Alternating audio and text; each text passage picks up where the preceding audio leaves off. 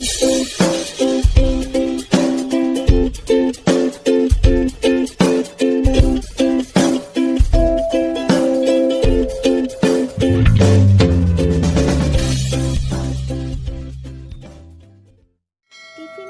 বিকেলের নাস্তায় ঝটপট চিকেনের যে কোনো পদ থাকলে কিন্তু দারুণ জমে যায়। আর ক্রিস্পি চিকেন ফ্রাই হলে তো কোনো কথাই নেই। তাই আজ থাকছে চিকেন ফ্রাই। পুরনো একটি রেসিপি নতুন করে আমি আমার মতো আপনাদের সামনে উপস্থাপন করব। চিকেন ফ্রাই আসলে তেমন কঠিন কোনো রান্না নয়, অনেকভাবেই এই চিকেন ফ্রাই করা যায়। মশলার এদিক সেদিক করে চিকেনের স্বাদেও ভিন্নতা আনা যায়। আর যারা নতুন রান্না শিখছেন তাদের জন্য এই রেসিপিটি ডেডিকেটেড থাকলো। তো চলুন ভিউয়ার্স, এবার রেসিপিটি দেখি। সাদা একটি বোলে প্রথমেই নিচ্ছি 1 টেবিল চামচ লাইট সয়া সস, 1/2 টেবিল চামচ লাল মরিচ পাউডার, 1 চা চামচ লবণ, 1 চা চামচ গোলমরিচ পাউডার, 1 চা চামচ চিনি, 1/2 টেবিল চামচ ভিনেগার, 1 টেবিল চামচ আদা রসুন বাটা এবং সাথে আরও নিচ্ছি ইনস্ট্যান্ট নুডলসের মশলা।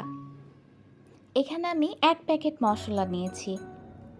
এবার সবগুলো মশলা একসাথে ভালো করে মিশিয়ে নিতে হবে। মেশানো হয়ে গেলে এখানে আমি চিকেনগুলো একটা একটা করে দিয়ে দিব।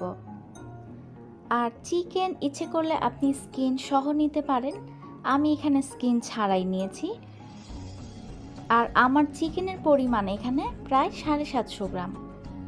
মশলাগুলো চিকেনে ভালো মতো মিশিয়ে দিতে হবে।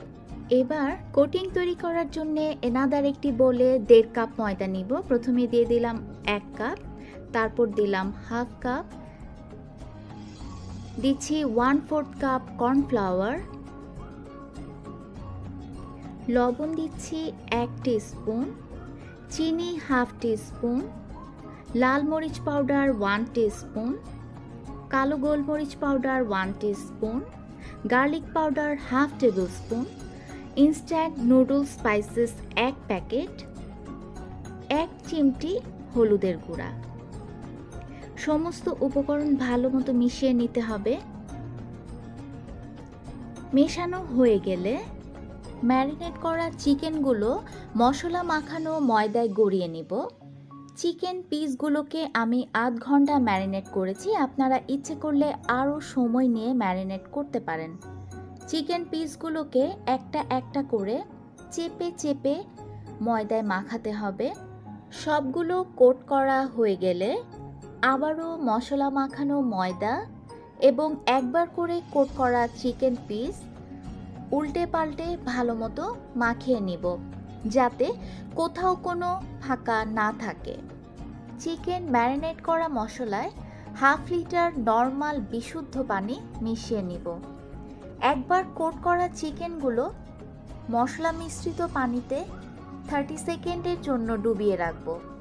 চিকেনের গায়ে এক্সট্রা যে ময়দা লেগে আছে তা শেক করে ফেলে দিতে হবে। আমি আবারও একটা একটা করে চেপে চেপে ময়দায় গড়িয়ে নিচ্ছি। রুটি পরোটা তৈরির জন্য ময়দায় যেভাবে ময়ান দেয়া হয় ঠিক সেভাবেই প্রতিটি পিসকে ময়দায় মধ্যে মধ্যে কোট করে নিব। আর এক্সেস ময়দা শেক করে ফেলে দিব। আপনাদের মোস্ট ইম্পর্ট্যান্ট একটা টিপস দেব।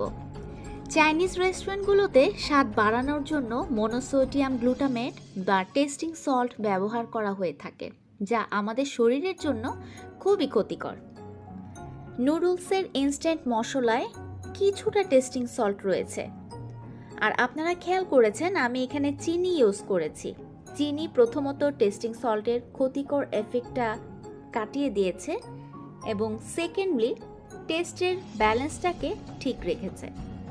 কোটিংয়ের কাজ শেষ। এখন এক্সট্রা মশলা মাখানো ময়দা আর পানি কিন্তু ফেলবো না। কি করব সেটা আমি আপনাদের দেখাবো। 20 মিনিট আগেই লো হিটে তেল গরম করতে দিয়েছিলাম। এখন একটা একটা করে চিকেন পিস গরম তেলে ছেড়ে দিব। বেশি দেয়া যাবে না। আর চুলার আঁচ লো থেকে মিডিয়াম হিটে নিয়ে আসবো। প্রথম 5 মিনিট একদম নাড়াচাড়া করা যাবে না, এগুলোকে একটু সেটেল হতে দিতে হবে। 5 মিনিট পর একটা একটা করে উল্টে দিব। চিকেনগুলো পুরোপুরি কুক হতে 10 থেকে 12 মিনিট লাগবে, আর 12 মিনিট পর দেখুন গোল্ডেন কালারটা চলে এসেছে। এখন একটা একটা করে তেল ছেঁকে সবগুলো প্যান থেকে তুলে নিব। সাউন্ড শুনে বুঝতেই পেরেছেন যে কতটা ক্রিস্পি হয়েছে। দ্বিতীয় ব্যাচে আমি থাই পিসগুলোকে ভাজবো। এবার কয়েকটি আলু কেটে 50% সিদ্ধ করে ওই এক্সট্রা মশলা মাখানো পানিতে ডুবিয়ে তারপর ময়দায় মাখিয়ে ফ্রেঞ্চ ফ্রাইস তৈরি করব। দ্বিতীয় ব্যাচে থাই পিসগুলোকে ভাজতে আমার প্রায় 15 মিনিট লেগেছে। তেল থেকে ছেঁকে তুলে ফেলছি। ওই একই তেলে ময়দায় কোট করা আলুগুলোকে ভেজে নিব। আর এই ফ্রেঞ্চ ফ্রাইস তৈরি করতে আমার সময় লাগবে 8 থেকে 10 মিনিট।